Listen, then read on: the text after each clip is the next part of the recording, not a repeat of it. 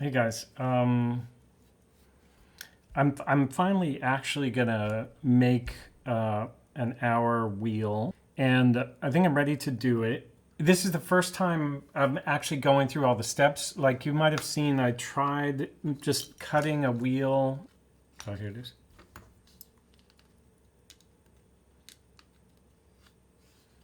I tried cutting this wheel like months and months ago, and I had the index driver and everything that I made set up, and I almost got there, and it's almost what I need here. You can see, but the thing is, what I really need is the full thing with all its contours. So this is a kind of sample that's too small. It's from another watch, but basically this is the hour wheel, and it's got a depth, and it's got this attachment for the hour hand to hook onto, and it's got an inner hole in it that has to be a diameter that fits over the cannon pinion. So I measured, the wheel is about a half a millimeter thick. The center diameter is 1.75, and the outer diameter is 2.2 of the hour hand attachment part of it, and the whole thing is 11 millimeter in diameter to the tips of the teeth. So the way I did that, those measurements, like I used this gapper. I use a microscope for this.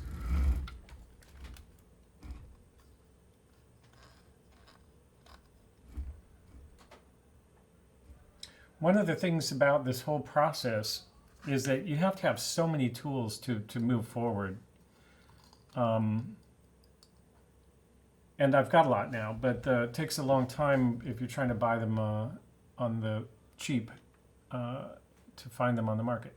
So for this thickness, I just use this gapper. This is like a 2 millimeter. It's just to get in the ballpark. Basically, this is where the minute hand fits, and then the minute hand stops on this. And then this gapper has like a half millimeter that I use to check the wheel, the minute wheel. But there's a number of ways you can do this. I use the Talon micrometer to measure the thickness of an example hour wheel. And yeah, so I'm ready to go.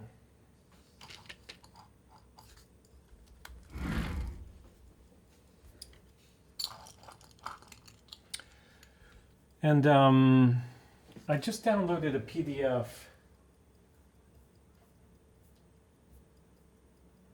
Horological wheel cutting PDF. Modern Means and Methods by David Morrow. So I'll add that to my website, to the ebooks section of my website before I post this video. And that's, I keep reading through various sources, but the problem with everything is there's an overwhelming number of things that you have to get organized, and then of course every step of the way mistakes can be made, but that's the whole point of my channel, is to like give you the opportunity to see somebody doing this stuff for the first time, so that you actually have a sense of like how doable it is if you are a student or just starting out, or you want to do this on your own. So what I did was I cut down this piece of brass to fit in my largest chuck on my W12 lathe, which is my larger lathe. And then this is like 20 millimeters out here. But I'm going to cut this down to 11, cut the tip of it for the hour hand attachment, and then I'm going to index it. with a gear cutting wheel that I think has a good profile for it.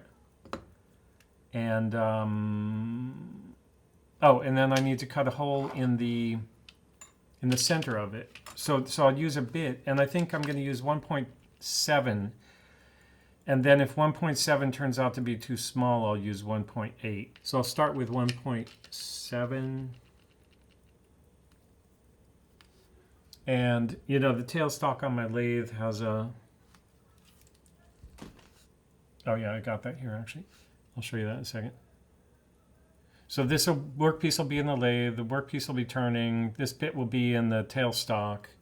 This bit will drill the hole for the... ultimately to go over the cannon pinion. And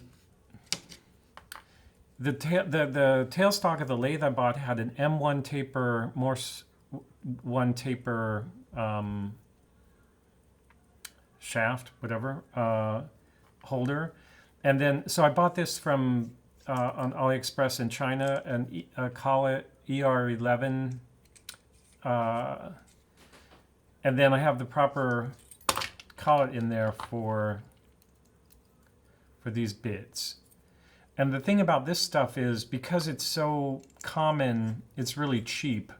Like, and it's just doing a function, you know, like the reason I'm justifying it is I'm trying to use all old tools. But this is this stuff is all from China, and when you start getting into like needing all these different sizes inexpensively, I don't know, maybe this won't work, but here's the point. These are printed circuit board drills. I think this whole set was like $3 or something. And I bought like 6 different sets to have a whole range of different sizes. But I also bought from a friend in the flea market in Geneva, Marshall. He's an old guy. He sold me these original drill bits. And these are like 100 years old, and it's a full set. And this thing is amazing. And when I Googled this, I found it like I found impartial sets like this in museums.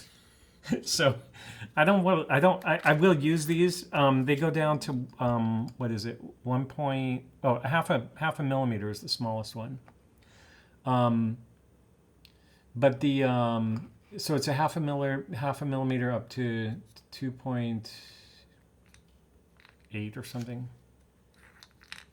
No, 3.0. Half a millimeter to 3.0 in mostly intense. I think it jumps a little bit at the very top from 2.8 to 3.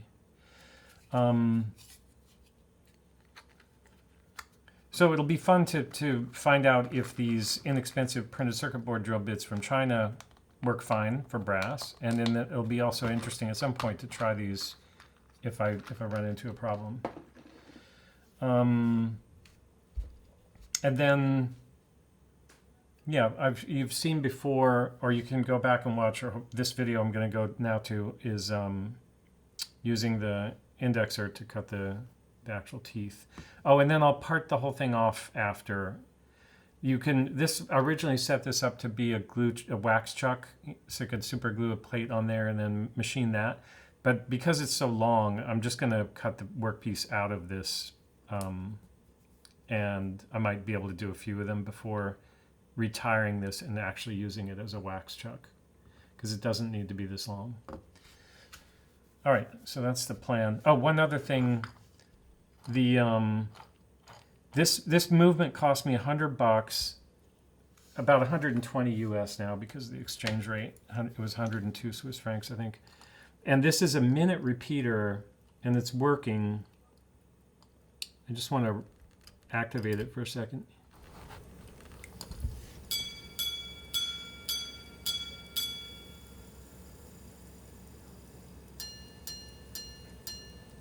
It's 6:04 according to it right now.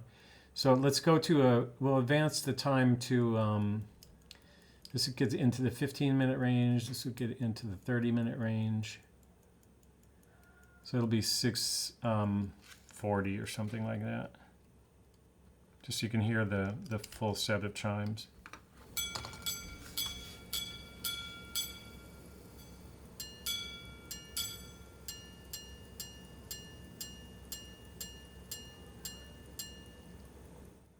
$6.40, exactly. 6:30 plus 10, yeah. Let's do that one more time.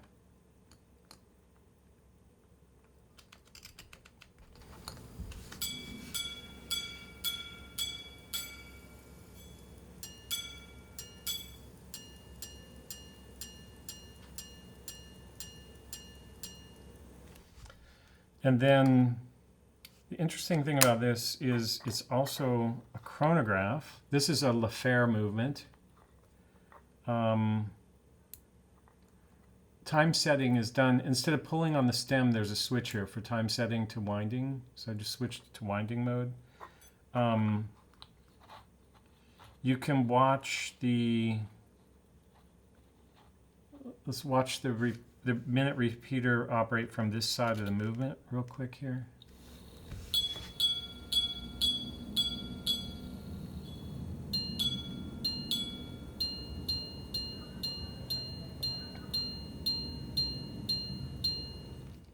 See, it went to 6:41 now. And, oh, so the chronograph function,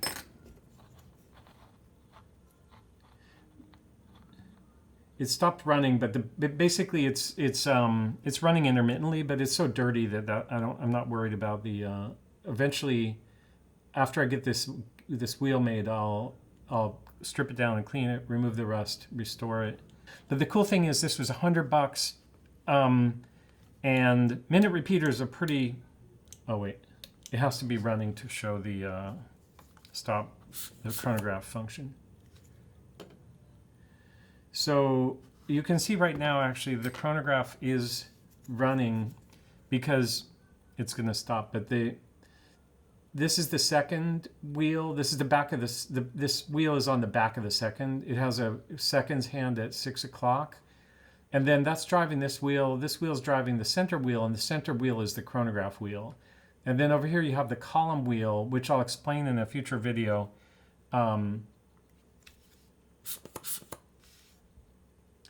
And the column wheel is kind of key to, let me see if I can.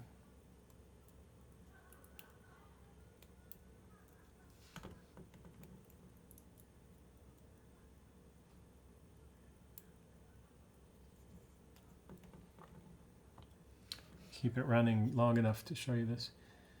So you can see the center wheel is moving. So when I push this, it'll stop the chronograph. So the center wheel just stopped rotating. And there's like an egg-shaped cam wheel underneath this jewel. You can see the tip of it right here. And when this plunger, I don't know what it's called. When this element comes forward, when I stop the chronograph, it'll push this, and that wheel will reset. It's only going to move by like 5 seconds, but reset. And then when I run it again, that will pull back, and this wheel will swing back into position. See, this wheel, the second wheel is turning this intermediate wheel right now, but it's not engaged with the chronograph wheel. So when I push this again, that moves in, chronograph starts turning again, and this deal gets out of the way. And that reset cam wheel starts to rotate, the egg-shaped one. And when I stop it, you can also see that what happens is, the reason that this column wheel is so complicated is that all these like feelers are feeling what it does each time and being pushed around. So it actually pulls this wheel is on a little rack. And so part of it is it pulls this back to disengage it from the chronograph wheel, and at the same time that foot comes in this one comes in and stops it on the gear teeth. This one right here. So you can see that.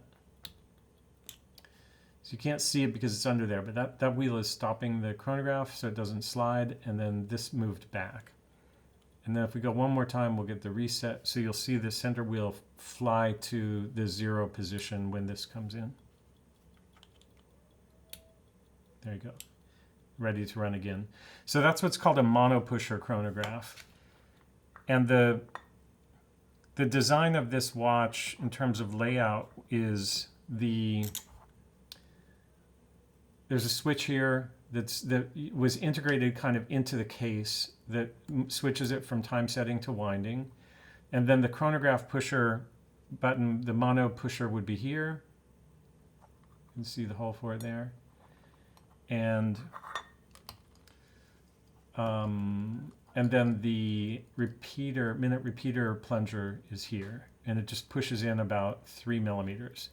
So this case would have had a button on the bottom here that you can push into. And the fun thing about this too is I'm going to try to make an exhibition case for this after cleaning it and restoring it. So it'll be dialless, but it'll have that hour hand wheel that I'm going to make now. It'll have hands on it, and it'll have crystals on both sides. All right, so let's make that hour hand wheel.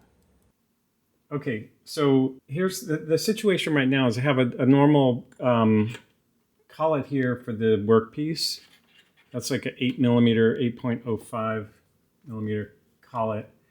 And then on my tailstock, this is what I was saying, I have the M1. So the tailstock locks on the bed. The M1 taper cone slips in and binds, and then to get it out, you just back it up and it pops out. But that binds up, so that holds it steady and centered. And then I just wanted to show like the full operation before doing it. It will be drill the hole in the center, powering the lathe with the motor here. And for that, the wheel cutting is going to be last. So the wheel cutting will be done with the cutter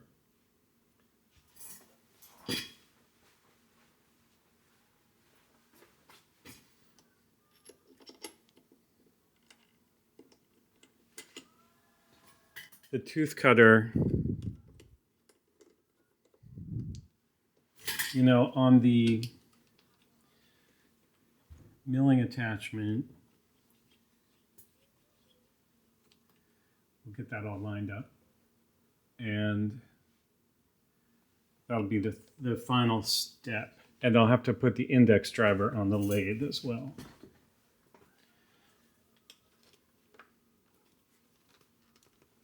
Oh, and then also when this is running, it'll be driven by the belt system that goes, instead of turning the headstock, you end up turning the spindle in the milling attachment.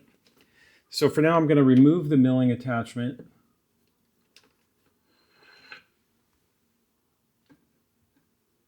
Let's drill the hole first. So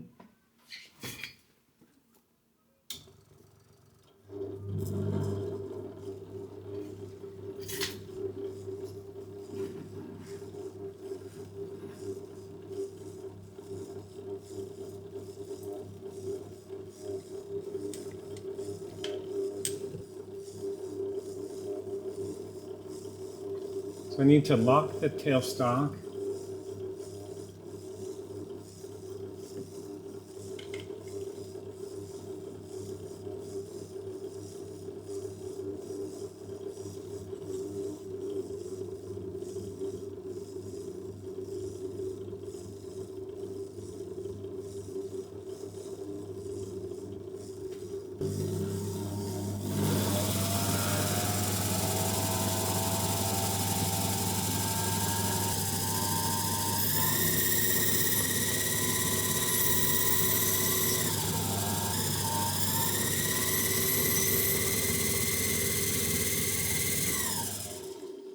Okay, so that's our hole, and if for some reason the hole is not centered, I'm never going to remove the workpiece from the headstock here.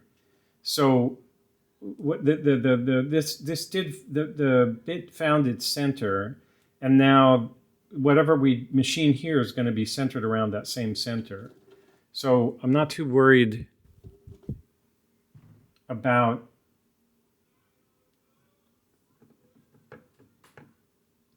I'm not too worried about the center, but we'll find out.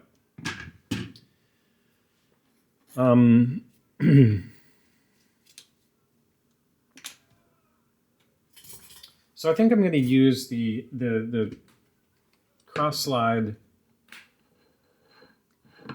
I'm going to remove the, sorry for my stunted speech here.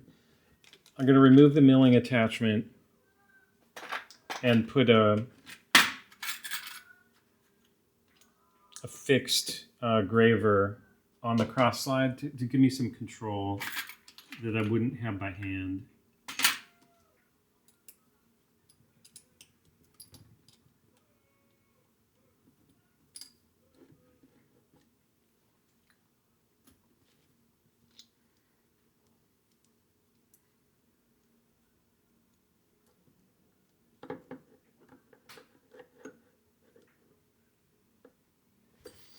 Is this right?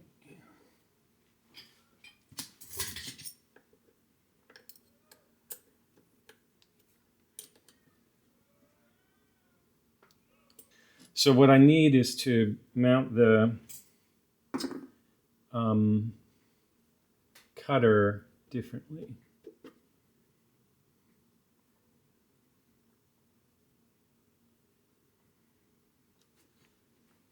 I'm trying to look at the height to center that. Looks good. I'm never going to go to the center, so that's okay.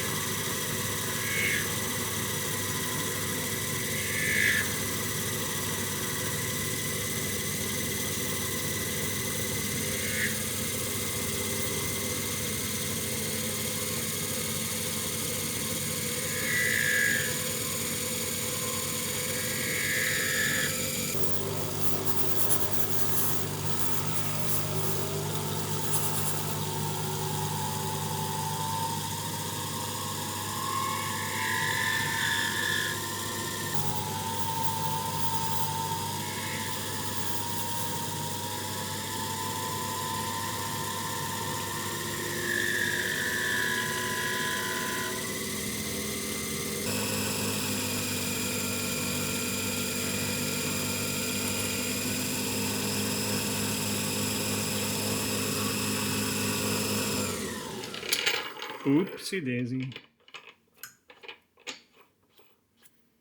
That's purely cosmetic, but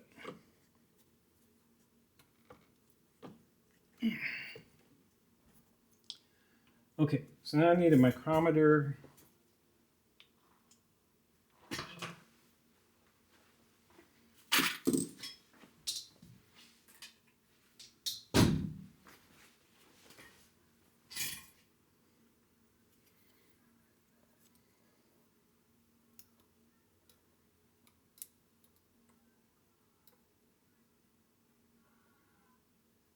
.5. So I need to take a little bit more off of that.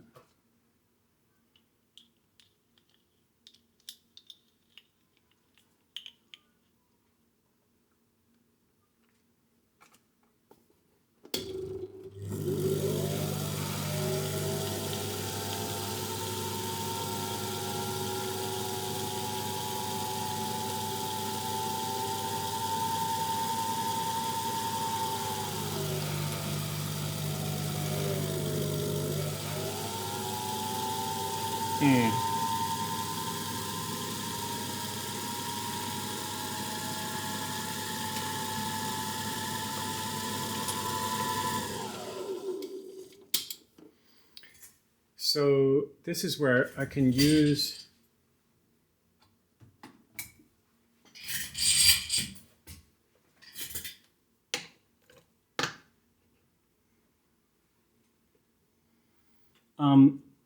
this is a little thing I made.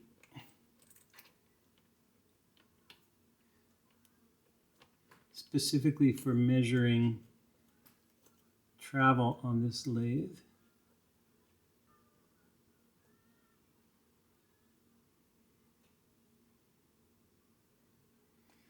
I'm going to zero it at 1. And the reason is I want to back off, make sure it's working.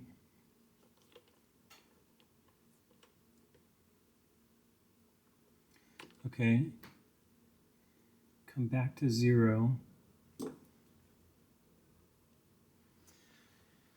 So I was measuring 2.5 and I wanted to go to 2.2. So I want to take off 0.3 millimeter off of the diameter, 0.15 off of the radius. Okay, so we're going to go to 1.5 here.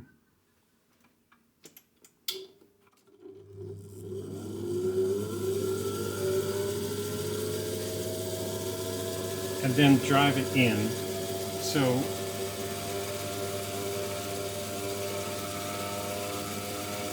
that's our 1.5.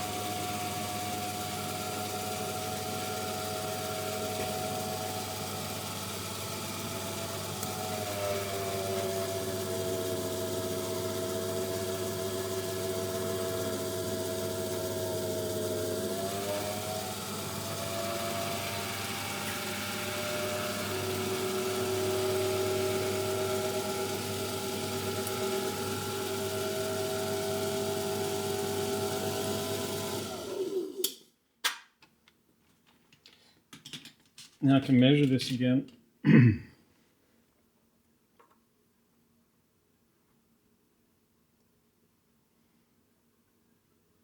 Okay, that looks like 2.2.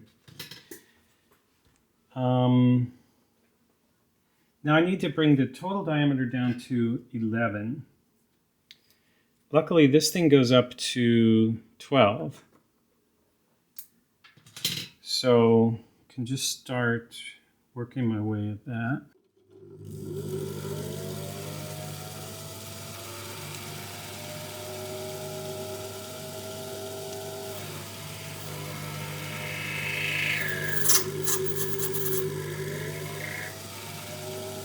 How deep do I want to go there?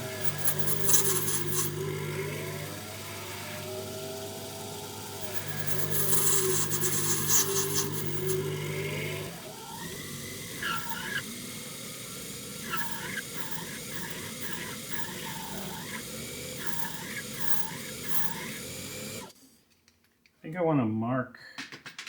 Let me use a different micrometer. It's easier to get a fixed.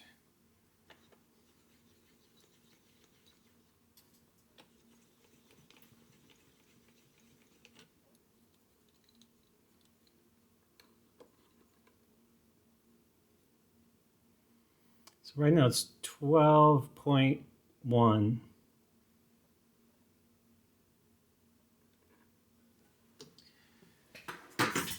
So we can do the same trick using this gauge.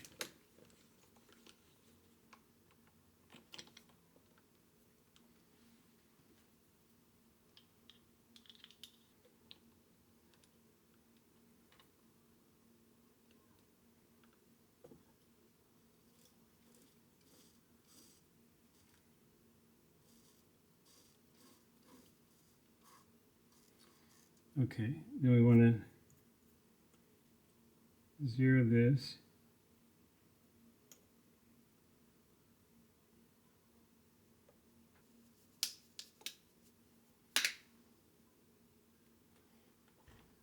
So I'm going to pull it back out a bit and then test it by... Okay, so it's 12.1. We want to go to 11, so we want to go this far. If this is 0, 1 revolution on this is 0.5 millimeter.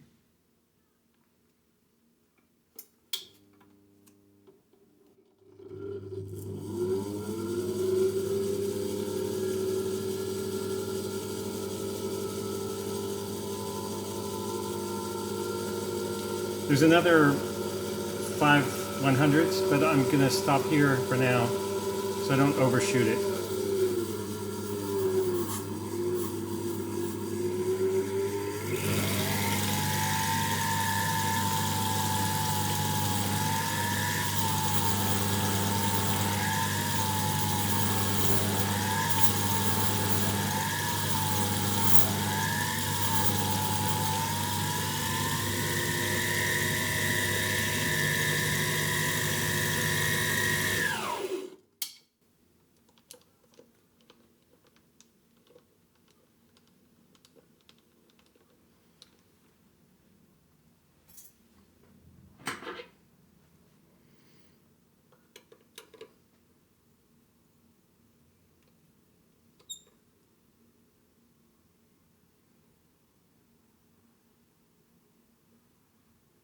So that's 11.05.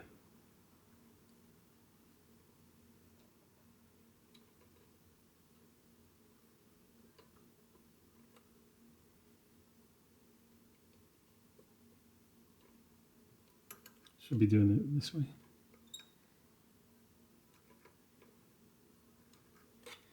I think that's fine. Now the other thing I want to look at is once I get this, yeah, see, I don't want this big cliff here, because once I start cutting those teeth, I don't want the cutter to bump into that. So I want to take some of this back.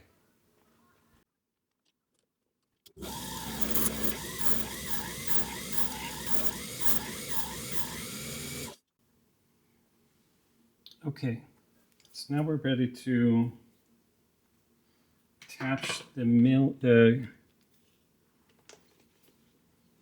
apparatus.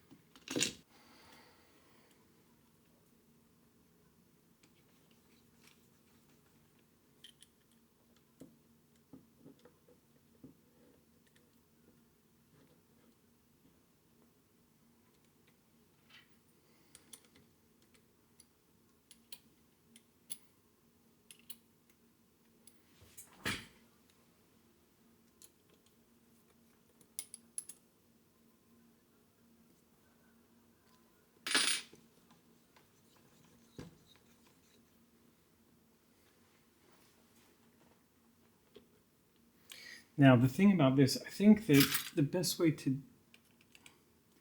just lock the whole milling slide, cross slide,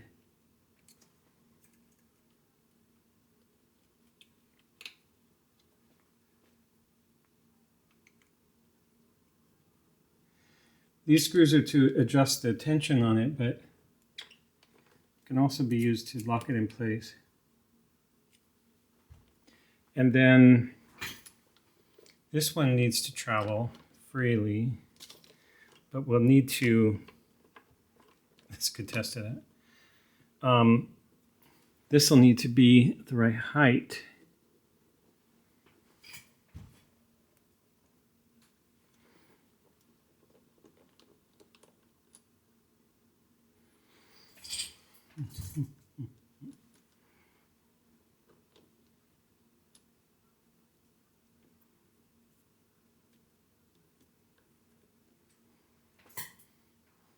I think I want to get the microscope in a different position for this.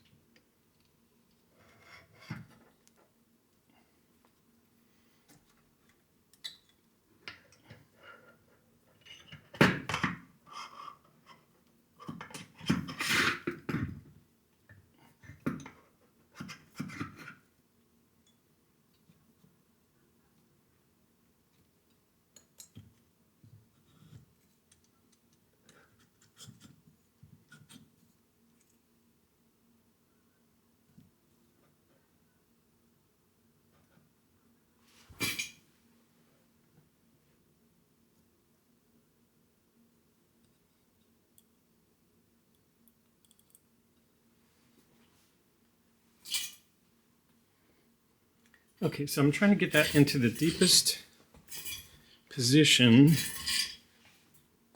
and then bring it down.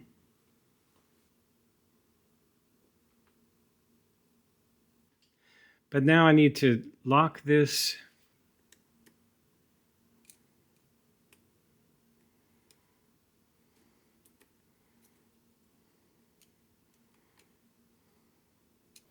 Now the only direction I can go is back.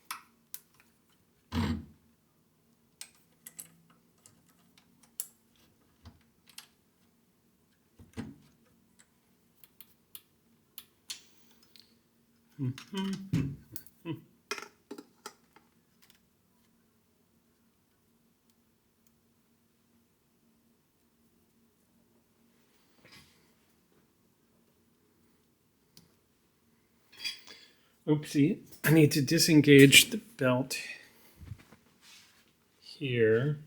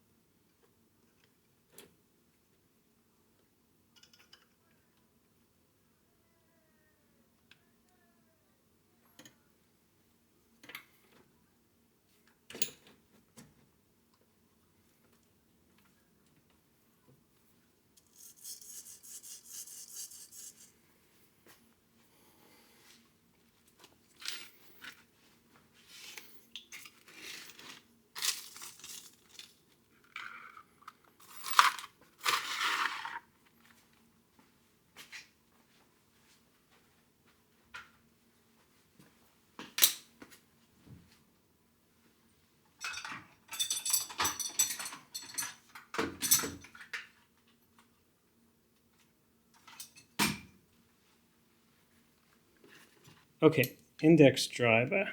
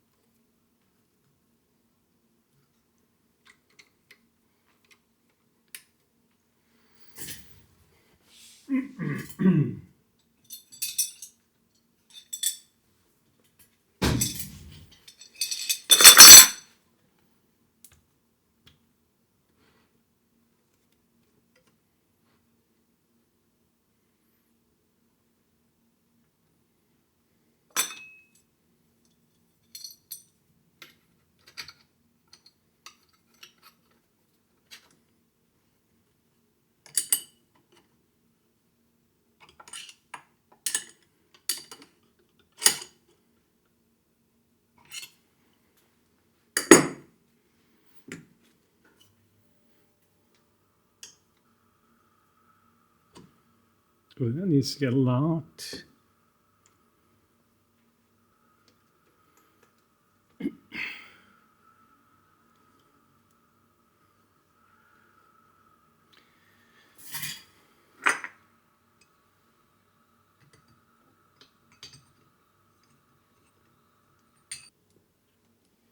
Okay, so the cutter goes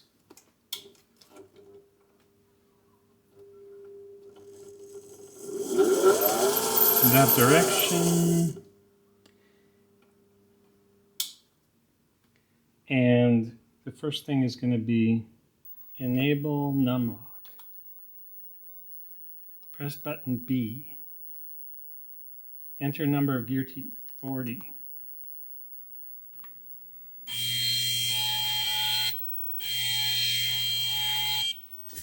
Okay, so after the backlash,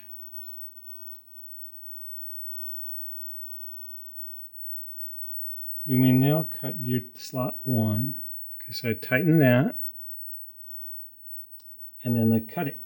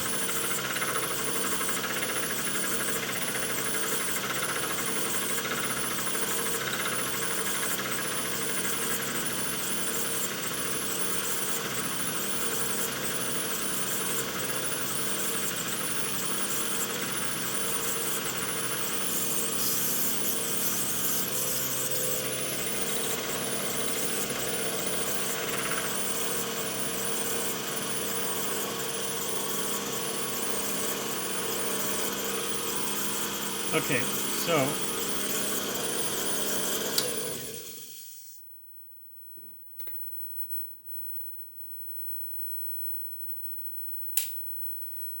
the depth of that cut is what's important.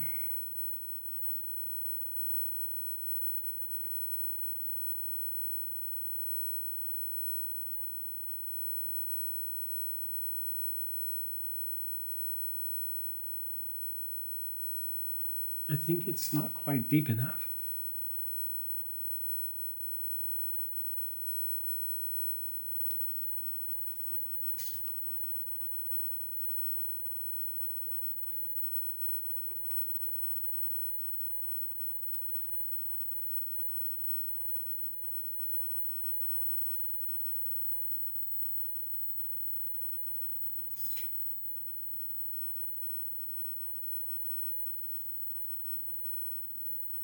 Very close though. I think I'm going to say that that is okay. In theory, we can use a topping tool. If it's not, okay, type 1 when finished.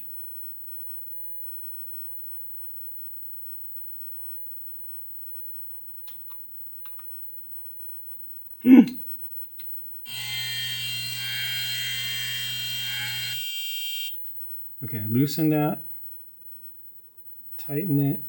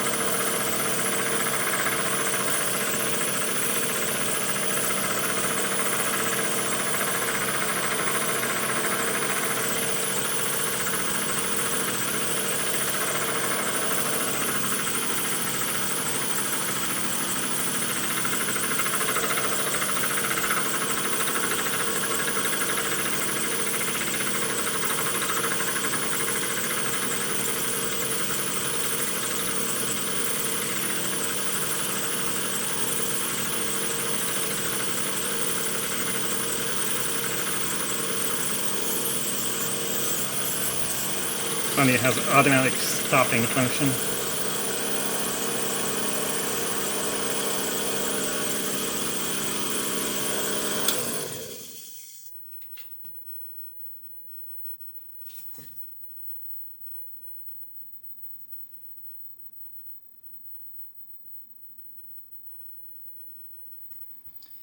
All right, so loosen it.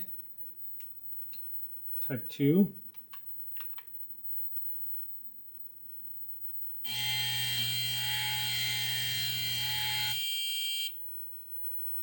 Tighten it.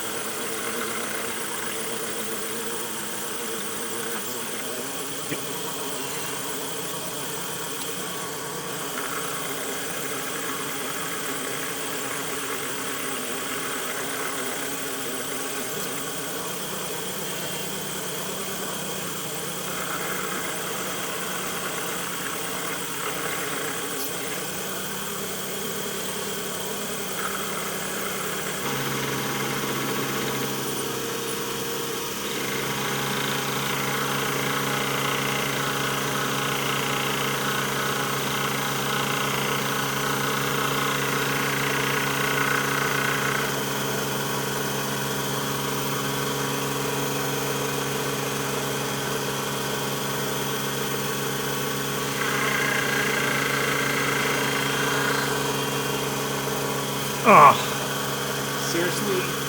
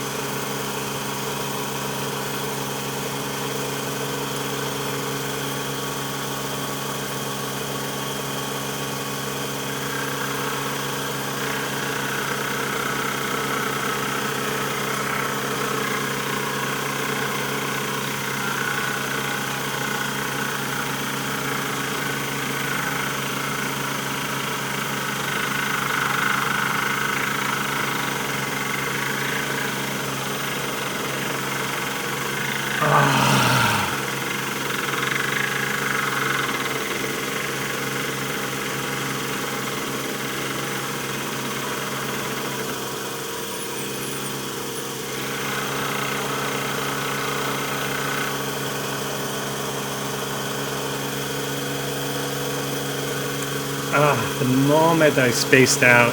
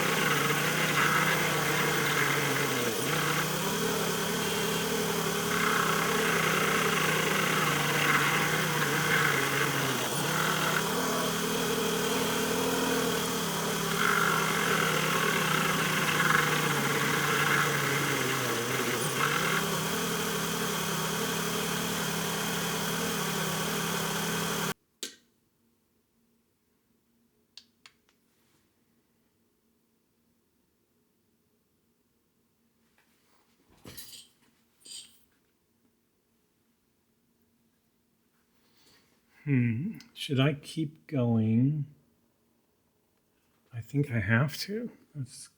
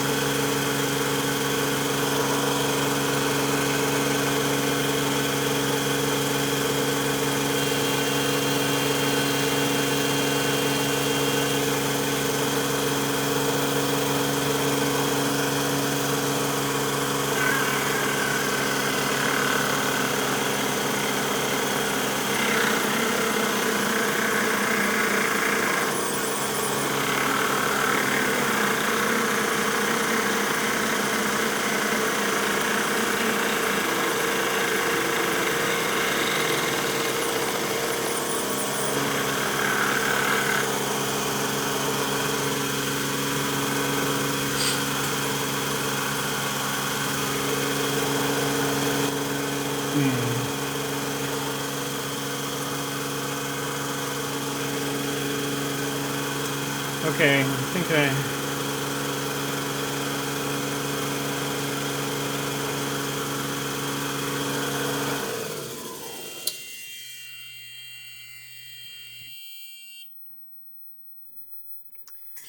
Oh boy.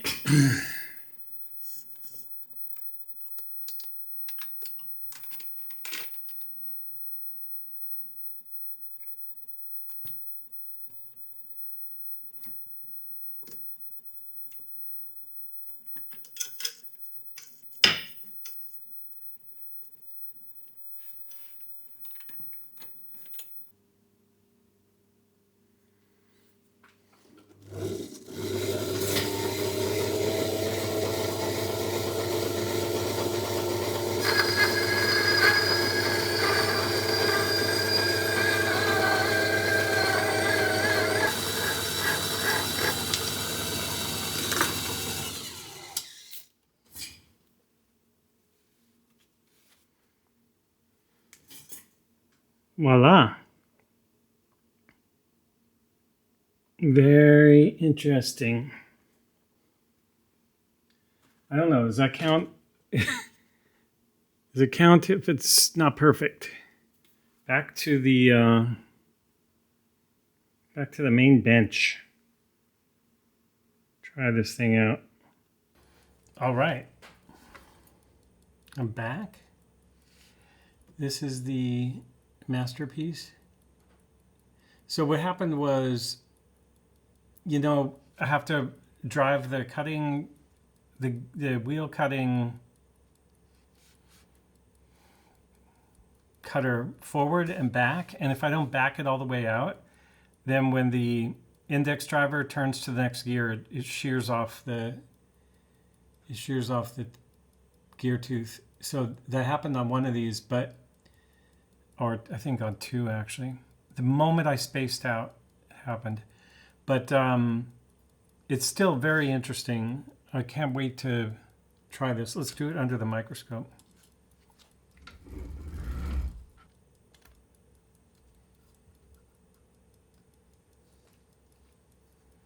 I'm really curious if I got it the right size.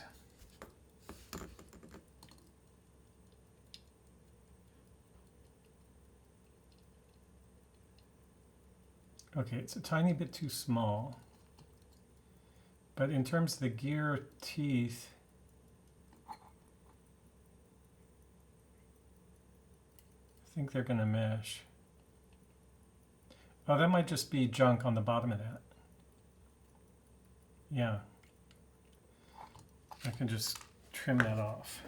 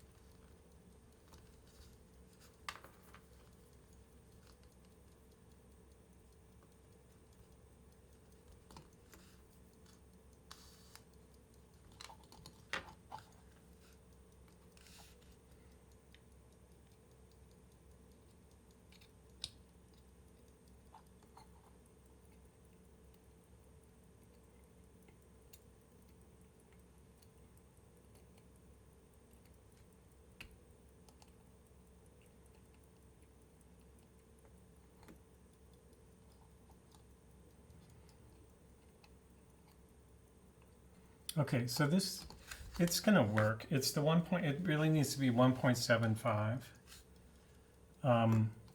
But the size is right. And I have a feeling the teeth on the bottom, this is the only one that's a little bit short. It might work. And if not, maybe I can repair it.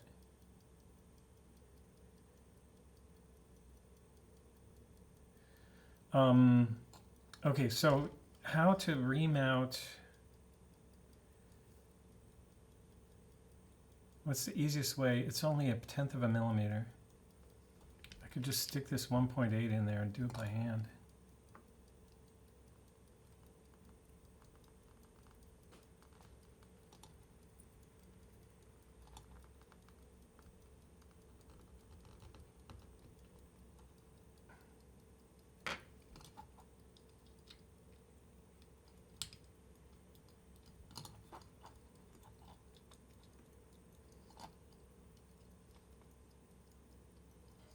Okay, cool. Now check this out.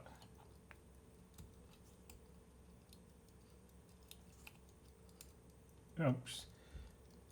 It just, what did it do? Like knocked up and then spun.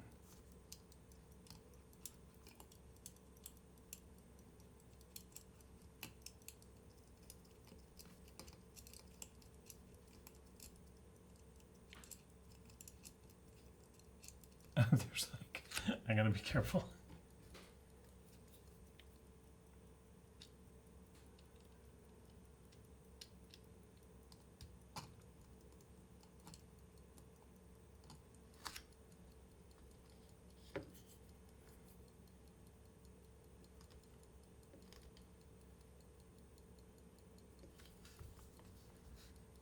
Okay.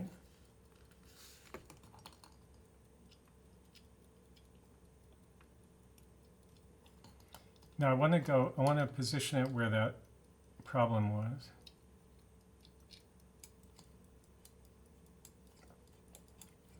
Yeah, see that missing tooth, it rolls right through there. I need to either, if I thin the gear, there's a risk that the broken tooth will no longer work.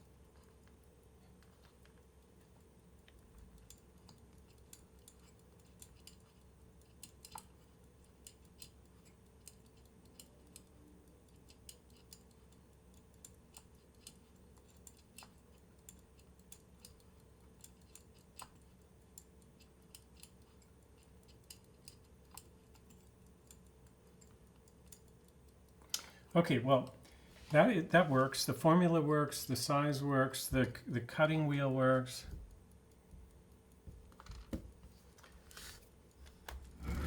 I'm very happy. I want to remind you guys that the index driver is a project on my website, imakewatches.com, and it only cost about $125 US for the parts. And there's instruction, well, there's a video I made about how to put it together. And then all the parts you need with links, the logic, and the Python code that runs it. So if you want to make gears, I've included the motors and attachment stuff for both a 8mm lathe and a W12 like the one I have. And I have it for both of mine, actually. But that's pretty close. Pretty close.